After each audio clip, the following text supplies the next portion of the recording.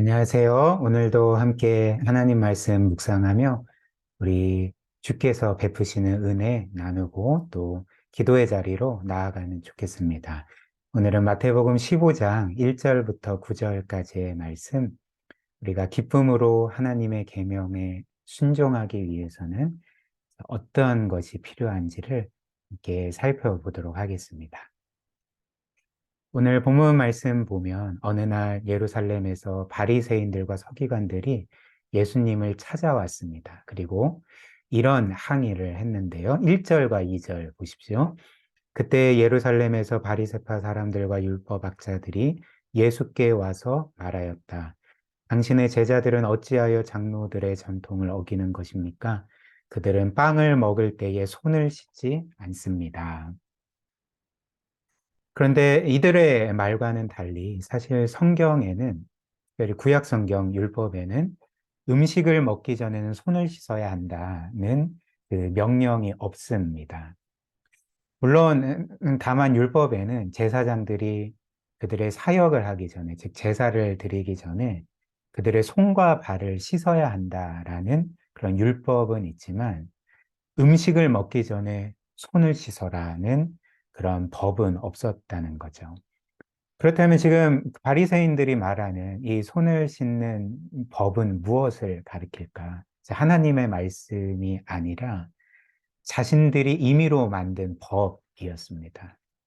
즉, 이렇게 음식을 먹기 전에 손을 씻어야 한다는 것을 이제 하나의 법으로 만들고 장로들의 전통으로 내세워서 이제 모든 이스라엘 백성들이 지키도록 이제 부과했던 거죠. 그래서 이들은 예수님의 제자들이 손을 씻지 않고 음식을 먹는 것을 이런 사람의 법에 의해 저촉된다. 왜 당신들은 손을 씻지 않냐? 손을 씻지 않은 상태에서 왜 음식을 먹느냐라고 이제 항의하고 고발했던 것입니다. 그렇다면 이에 대해서 예수님은 어떻게 답을 하셨을까요? 3절부터 6절 함께 봅시다. 예수께서 그들에게 말씀하셨다. 그러면 너희는 어찌하여 너희의 전통 때문에 하나님의 계명을 어기느냐? 하나님께서 말씀하시기를 아버지와 어머니를 공경하여라 하시고 또 아버지나 어머니를 욕하는 자는 반드시 죽을 것이다 하셨다. 그러나 너희에게 말하기를 누구든지 아버지나 어머니에게 내게서 받으실 것이 하나님께 드리는 예물이 되었습니다 하고 말만 하면 그 사람은 제 부모를 공경하지 않아도 된다고 한다. 이렇게 너희는 너희의 전통 때문에 하나님의 말씀을 폐한다. 이렇게 답을 주셨습니다.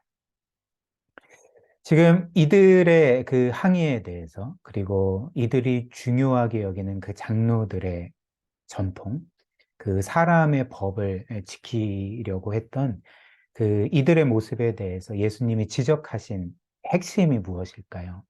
예수님의 말씀처럼 이들은 자신들이 임의로 만들어낸 사람들의 전통과 관습을 하나님의 말씀보다 더 중요하게 여겼던 거죠. 즉, 이들은 겉으로는 자신들이 하나님을 경외하는 것처럼 하나님의 말씀에 순종하는 것처럼 꾸몄지만 사실 이들은 하나님보다 자신들의 그 장로들의 전통이라고 이렇게 표현되는 자신들의 생각, 또 가치관, 문화 관습들을 하나님 말씀보다 더 중요하게 여겼던 것입니다. 그리고 이런 것들을 철저하게 우리가 지키고 있기 때문에 이것들을 지키지 않는 사람들보다 우리는 영적으로 우월해. 우리는 더 의로운 자들이야.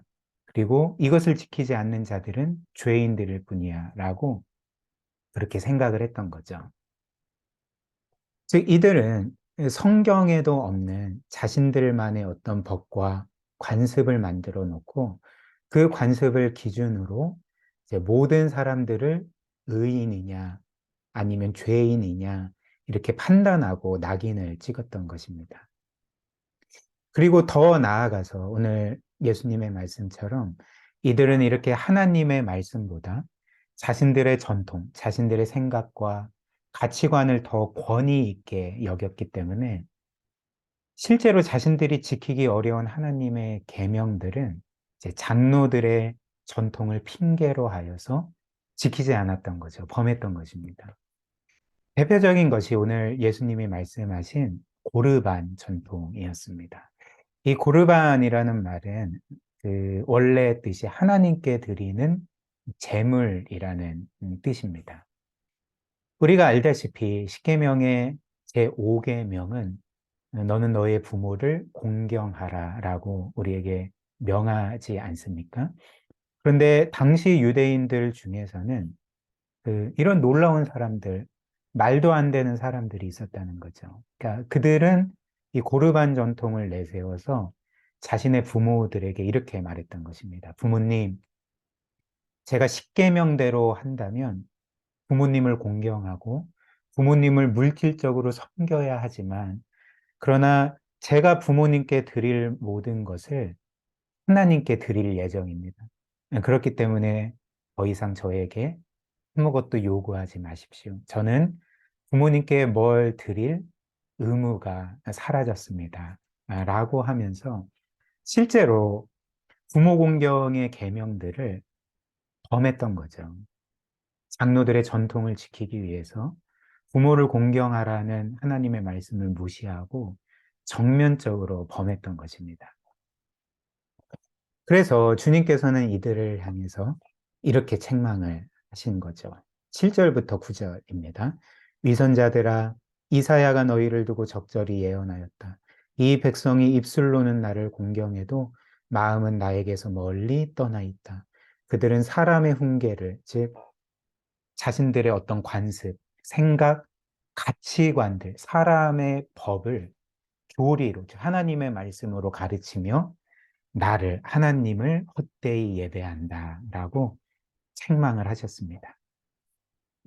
우리 이 말씀을 한번 우리의 삶에 몇 가지, 크게 두 가지로 적용해 보기를 원합니다. 첫 번째로 우리는 하나님의 말씀과 계명을 우리의 삶의 최고의 권위로 또 우리의 삶의 가장 중요한 원리와 법으로 삼고 있습니까? 아니면 바리새인들과 서기관들처럼 겉보기에는 하나님의 계명을 그렇게 지키는 것처럼 자신들을 꾸몄지만 실제로는 하나님의 계명보다 자신들의 만든 관습과 법을 더 권위 있게 여기고 중요하게 여겨서 그로 인해서 하나님의 계명을 어기는 그런 삶을 살고 있지는 않습니까? 우리에게 정말 하나님의 말씀이 가장 권위 있는 말씀이고 우리의 가장 중요한 삶의 원리이자 법이라는 것을 확인할 수 있는 한 가지 방법이 있습니다. 그것이 무엇일까요?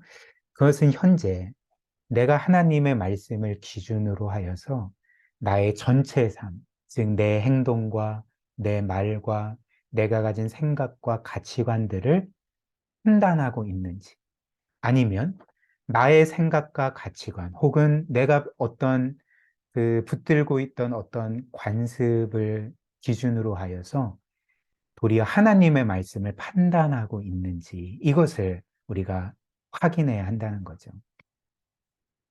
그래서 내가 현재 하나님의 말씀으로 그 말씀에 맞지 않는 혹은 그 말씀을 거스르는 나의 어떤 행동과 말과 생각과 가치관들을 고치려고 애쓰고 있는지 아니면 하나님의 말씀이 나의 생각과 가치관에 맞지 않다고 생각돼서 그 말씀을 거부하거나 혹은 그 말씀을 고치려고 하는 것은 아닌지를 우리가 우리의 삶에서 확인해야 된다는 거죠. 그래서 만약에 나의 최고의 권위의 법이 하나님의 말씀이고 그리고 그 말씀을 기준으로 해서 끊임없이 내 삶을 판단하고 나의 말과 행동과 생각과 가치관들을 판단하여서 그것에 거스르거나 위반되는 것들이 있으면 고치려고 애쓰는 것이 우리의 삶에 있다면 우리는 하나님의 말씀을 우리의 삶의 최고의 권위로 삼고 있다는 것을 이제 확인하게 된다는 거죠. 그 다음 두 번째로, 우리는 하나님의 말씀을 우리의 최고의 권위, 가장 중요한 법으로 삼고 있을 뿐만 아니라 그 계명을 기쁨과 감사함으로 지키고 있습니까? 주님은 바리새인들과 서기관들을 향해 오늘 우리가 본 말씀처럼 이사야에게 주신 하나님의 말씀을 인용하여 이들을 책망하셨죠. 그 말씀이 어떤 것이었을까요? 8절처럼 이 백성이 입술로는 나를 공경해도 마음은 나에게서 멀리 떠나 있다라고 말씀을 하셨습니다. 이 말씀에서 하나님이 계명을 지키는 우리에게 진짜 원하는 것을 발견하게 되지 않습니까? 하나님은 계명에 순종하는 것도 원하시지만 더 원하는 것은 우리의 마음이라는 거죠. 즉, 우리가 어떤 마음으로 하나님께 순종하고 그 계명을 지키는지를 더 원하시고 바라신다는 것입니다. 그렇다면 하나님은 우리가 어떤 마음으로 그분의 계명을 지키기를 원하실까?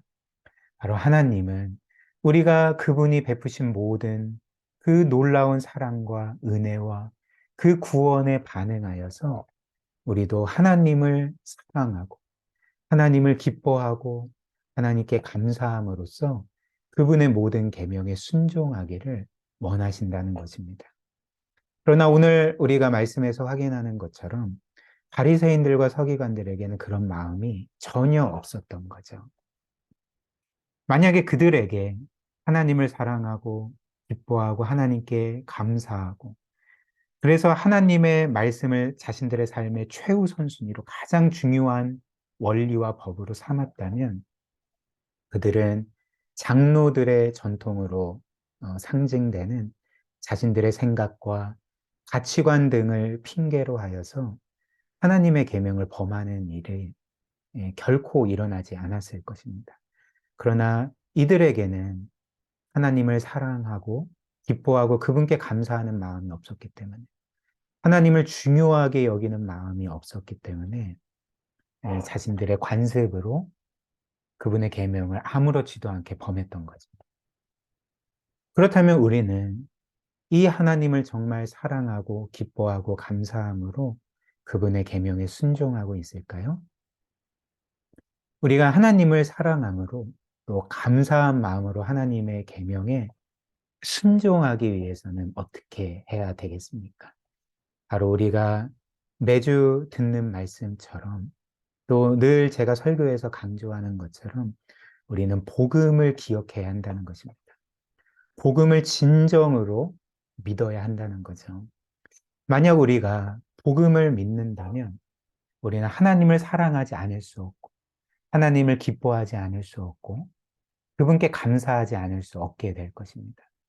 그리고 하나님께 순종하는 일이 우리에게 뭔가 억지로 마지못해 해야 될 일이 결코 되지 않는다는 거죠. 왜 그럴까요? 왜냐하면 우리가 믿고 있는 복음의 내용이 하나님께서 우리를 상상할 수조차 없을 정도로 사랑하시고 은혜를 베푸시고 우리를 위하여 큰 희생을 치르시고 우리를 구원하셨다는 소식이기 때문에 그렇습니다. 그 사랑, 그 희생이 무엇입니까? 우리 같은 죄인들을 위해 성부 하나님께서는 그분의 독생자 예수 그리스도를 십자가 죽음에 아낌없이 내어주시고 그 성자 예수님께서도 동일하게 우리를 사랑하셔서 우리를 구하시려 그 처참한 십자가 죽음을 감당하시고 자신의 생명까지 아낌없이 내어주심으로 우리를 구원하셨다는 것이 복음의 메시지 아닙니까? 그래서 그리스도께서 우리를 위하여 행하시고 이루신 모든 구원 때문에 우리가 영원토록 하나님의 자녀로 받아들여졌다는 것이 복음의 선명한 소식인 거죠. 그래서 우리가 이 복음을 정말 믿는다면, 늘 기억한다면 우리는 하나님께 결코 무관심할 수가 없습니다. 우리는 하나님을 차갑게 대할 수 없습니다. 그리고 우리는 하나님과 그분의 말씀을 귀찮은 짐짝처럼 여길 수가 없습니다. 오히려 이렇게 놀라운 사랑을 베푸신 하나님을 우리도 사랑하고 기뻐하고 우리의 삶에 가장 귀하고 중요하게 여겨서 모든 감사함으로써 하나님의 말씀에 순종하는 삶을 살게 될 것입니다. 오늘 이 말씀을 통해 우리 하나님께서 이런 은혜 우리 모두에게 주시기를 주님의 이름으로 축복합니다. 우리 함께 말씀 기억하며 기도할까요? 오늘 말씀에 비추어서 우리의 삶을 한번 돌아보고 또 확인했으면 좋겠습니다. 우리는 하나님의 말씀을 우리의 삶의 최고의 권위로, 가장 중요한 삶의 원리이자 법으로 삼고 그 말씀에 순종하는 삶을 살아갑니까? 아니면 우리의 생각과 가치관, 그리고 우리의 어떤 관습을 하나님의 말씀보다 더 중요하게 여겨서 우리의 생각으로 하나님의 말씀을 도리어 판단하지 않습니까? 그래서 우리의 생각과 맞지 않으면 하나님의 말씀을 아무렇지도 않게 범하는 삶을 살진 않습니까? 우리가 이런 삶이 아닌 정말 늘 말씀의 판단을 받고 말씀의 고침을 받고 그 말씀을 따라 살아가는, 특별히 하나님을 사랑하고 기뻐하며 감사함으로 그 말씀에 순종하는 삶 살게 해달라고 오늘 말씀 기억하며 우리 함께 기도하도록 하겠습니다.